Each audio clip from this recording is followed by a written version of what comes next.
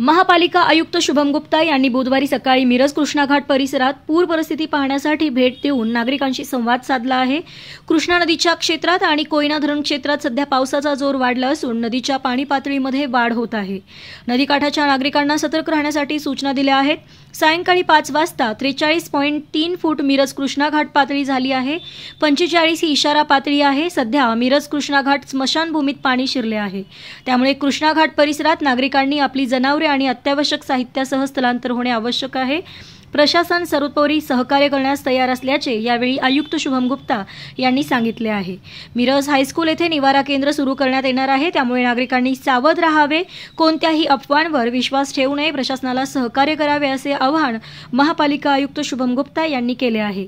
यावेळी अतिरिक्त आयुक्त रविकांत अडसूळ, उपायुक्त वैभव साबळे दरेकर मॅडम, सजीव ओहळ, सहाय्यक आयुक्त अनिस मुल्ला, सुनील माळी, फायर ऑफिसर यावेळी उपस्थित होते।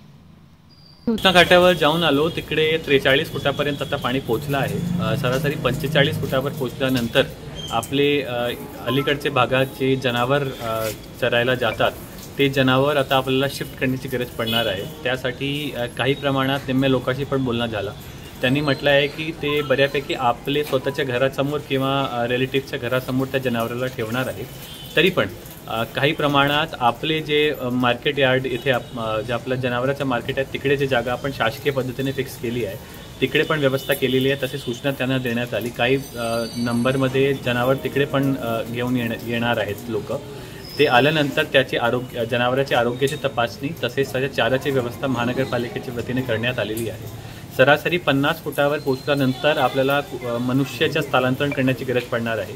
महानगरपालिकेच्या वतीने सर्व सूचना देण्यात आलेली आहे। लोकांना हेही आवाहन करण्यात आलं आहे की त्यांनी एक पिशवी तयार करून ठेवायची, ज्याच्यामध्ये सर्व एसेन्शियल आयटम्स असतील, जेणेकरून कमीत कमी वेळेत जास्तीत जास्त लोकांपर्यंत आपल्याला पोहोचता येईल। महानगरपालिका पूर्णपणे सज्ज आहे, कुठल्याही प्रकारची भीती वाटण्याची किंवा घाबरण्याची गरज नाहीच आहे। तरी पण जसे जसे सूचना येईल तसे महानगरपालिकेच्या सूचनाप्रमाणे जर लोकांनी कारवाई केली त्याप्रमाणे निवारा केंद्रामध्ये पण व्यवस्था आहे, तरी कुठल्याही प्रकारची काळजी करण्याची गरज पडणार नाही। माझं आवाहन राहील की कुठल्याही प्रकारची गैरसमज करू नका, कुठल्याही प्रकारची भीती वाटू नका, कुठल्याही प्रकारची फेक न्यूज पर बिलीव्ह करू नका। जसं जसं ऑथेंटिक सोर्सवर आपत्ती मित्र ॲपवर आम्ही सूचना देणार किंवा आपले ऑफिशियल फायर व्हेकल्सप्रमाणे सूचना देणार, त्याप्रमाणे कारवाई करावी। बाकी सर्व जबाबदारी महानगरपालिकेच्या पद्धतीने पार पाडण्यात येईल।